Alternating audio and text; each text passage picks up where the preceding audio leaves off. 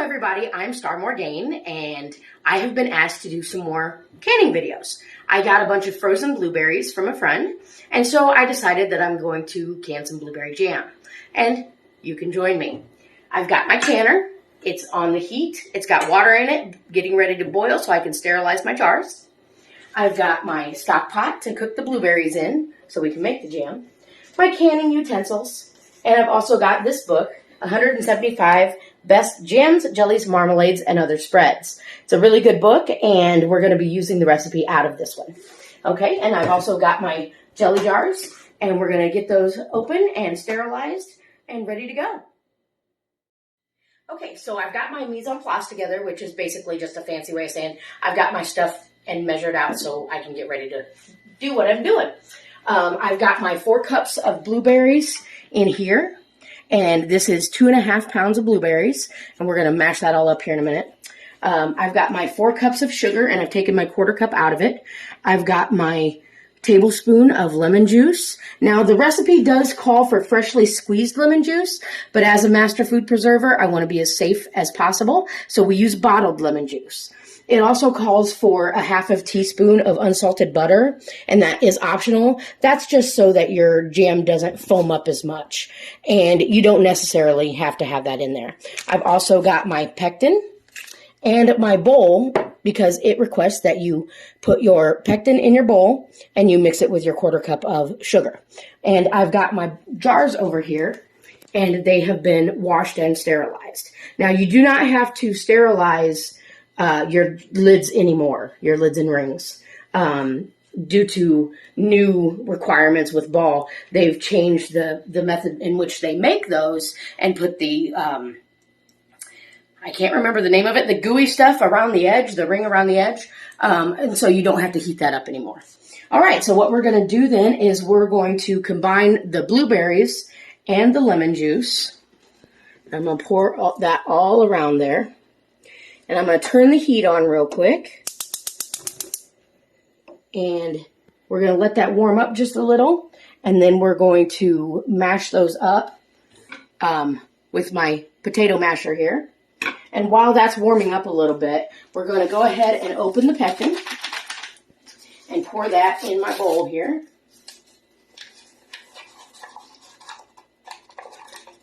And we're going to combine the 1/4 cup of sugar with that. And we're just going to mix it up a little bit. Break that up.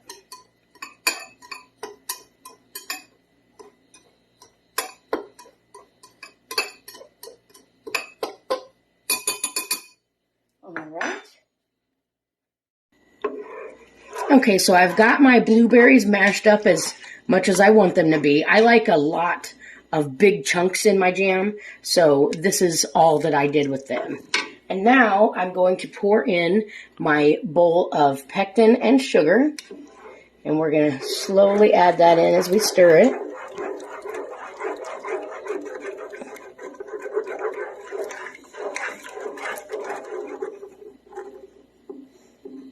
Okay, and we're going to stir that up. And we're just going to stir this continuously while we have it on medium-high heat. And then once we get that to a rolling boil, we're going to add in the rest of our sugar. All right, so this is boiling now, and it's not going down when we stir it. So we're going to slowly add in the sugar and stir that in with it. And then once we have all of the sugar in here, we're going to boil it again for 1 minute. Okay, so we've got all 4 cups of sugar poured in here. We're going to keep stirring it, and once it starts boiling again, we're going to set that timer for 1 minute. Okay, so our timer just went off at the 1 minute mark, so we're going to go ahead and turn this off and let it rest. The recipe says to let it rest for 5 minutes, so we're going to go ahead and let this rest, and then we're going to ladle it into the jars. Okay, so we're about to put the jam into the jars, and we're going to go to a 1/4 inch headspace, which would be this line right about here. Now, I have a funnel that tells me the headspace on it. You probably can't see, but it has little lines through here that tells you the different headspace. Also, you can get what I call a debubbler, and it has little stair steps on it that tells you the different headspaces that you can use as well. It's real easy to use, and it's a really great tool to have. Okay, so what we're going to do then is we're going to take our funnel, and we're going to put it on the jar there. And I have this canning spoon that I absolutely adore. It's really good for canning, coincidentally. So we're going to get some of the jam. We're going to wipe off the excess there so we don't make a mess. And then we're going to pour it into the jar to that line.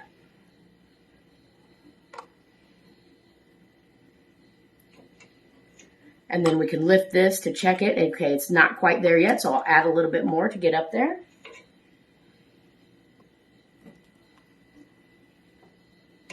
And then once we get these jars done, what we're going to do is we're going to take a wet paper towel or a cloth or something, and we're going to wipe the rims so we don't have any sticky, gooey stuff on the rims so it'll seal properly.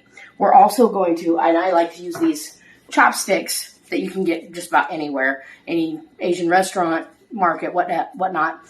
These little wooden chopsticks are great, and you can use these as a debubbler. And you just take it and you move it around the edge like that, get all the bubbles out.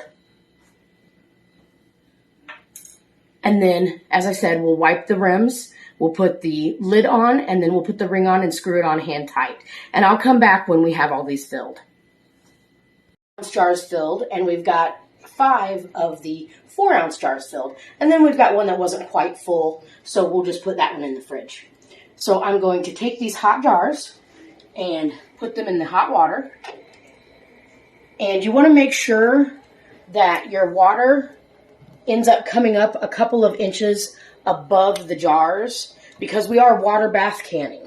And so with that, you want the water above the jars. And then once we get those in there, we're going to put the lid on. I am using a pressure canner as my water bath canner, but we don't have to worry about the pressure in this case because we're just water bath canning. I may have to add a little bit more water to this, but what we're going to do is we're going to finish putting these jars in. We're going to add any water that we might need. Then we're going to put the lid on and wait for it to boil. Once it starts boiling, then we're going to set the timer for 15 minutes. When that 15 minutes is up, we're going to shut off the timer and let this rest for a minute. And then we'll safely take off the lid and we'll pull them out and set them on the counter here in order to give them time to seal. And you'll start hearing the pings, which is what all of us canners love. I love hearing that ping. And then we'll let them sit for 12 to 24 hours and then they'll be ready to go. So we did these for 10 minutes, so now I'm going to go ahead and turn off the heat. And our pressure canner has pressure in it. See how the little thing is up in the back? So what we're going to do, since we've turned off the heat now, is we're going to allow that pressure to release slowly as it comes out of here. When this drops down, we'll wait a couple minutes, and then it should be safe to open the lid and take the jars out. Okay, so this is left out its pressure now, so we're going to open it up, and we're going to tilt it this way so that the steam does not come up in my face.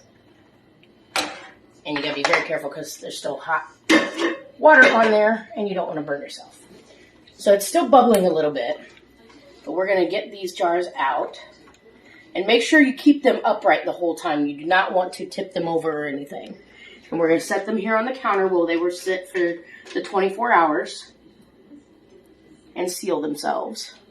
And as I said, you're going to start hearing that ping. And that might even start happening as we're doing this. Sometimes they seal pretty quick, and you hear that noise already. And you always want to set them like on a towel like this. I just use tea towels or not washcloths, but dish towel type things. Because you don't want to set them directly on a counter. The difference in temperature could cause cracks in the glass and whatnot. So just a little separation between them and the counter is good. And you just very carefully take them out and try not to tip them. And set them on your towel to rest for 24 hours. Once that 24 hours is up, you're going to want to test the lids. You can press down on them just gently, and if they pop, then they weren't sealed. Oh, there's a ping right there. But if all of them are already down, like, I'll show you here. Oh, there's more pings. If you can do that with it, then it's not sealed. But if it's already down like that, it's sealed. But as you can hear, they're starting to ping already. So we're going to look at the time here. It's 8:16. So by 8:16 tomorrow night, I will have blueberry jam all ready to go. So I hope you enjoyed this, and let me know how you do with it.